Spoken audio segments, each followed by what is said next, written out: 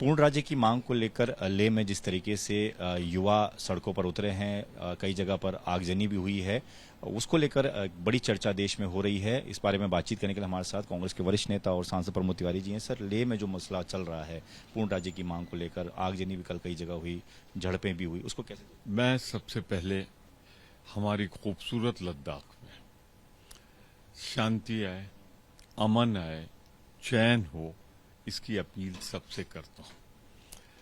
दूसरी, पूरी तरह मोदी सरकार का इकबाल, जलाल, विश्वसनीयता खत्म हो चुकी।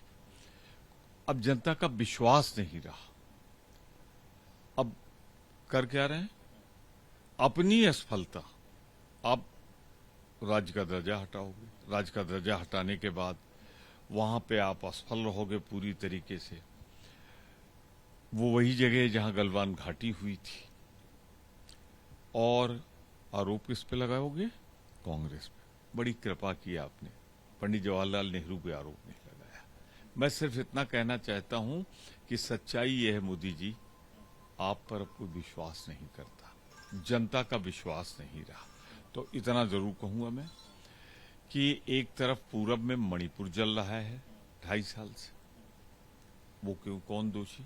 और लद्दाख में है अगर, तो आपकी अक्षमता, अकर्मण्यता, आप संभाल नहीं पा रहे हैं देश को। पूरी तरह मैं आप पे इल्जाम लगाता हूं, इधर उधर मत भागो। सोनिया गांधी जी का एक आज लेख सामने आया जिसमें उन्होंने फिलिस्तीन के बारे में लिखा है, वहाँ के हालातों के बारे में लिखा है, और उसमें इंडिया की जो स्थिति है, जो इंडिया की तरफ से कुछ खास तौर पर नहीं कहा जा रहा सरकार की तरफ से, उसको लेकर उन्होंने सवाल उठाया। एक एक शब्द का जो सोनिया जी ने लिखा है मैं उसका समर्थन करता हूं।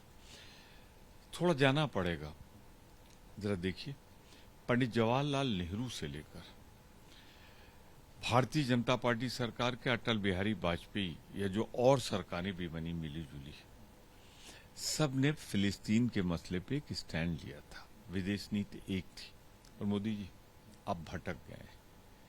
आप अपनी मित्रता इजराइल से निभाने के लिए, वहां के जो नेताओं साहब से आप अपनी दोस्ती निभाने के लिए आप हट गए हो उस विदेश नीति से।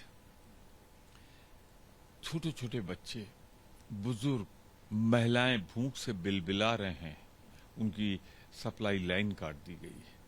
4-4, 5-5 दिन, 6-6 दिन के भूसे असहाय बच्चों पर बमबारी हो रही है। और उनके लिए प्रस्ताव आता है कि सीज फायर हो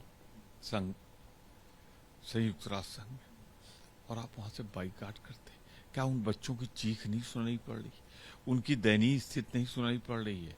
आतंकवाद रुकना चाहिए, हिंसा रुकनी चाहिए, लेकिन बच्चों की हत्या पर भारत मौन रहे, ये भारत का इतिहास नहीं रहा है। मैं आपसे कहना चाहता हूं, जो सोनिया गांधी ने लिखा है, मैं उसके एक एक शब्द का बार बार समर्थन करता हूं। कैमरामैन आदित्य के साथ दीपक सिंह रावत, एबीपी न्यूज, दिल्ली।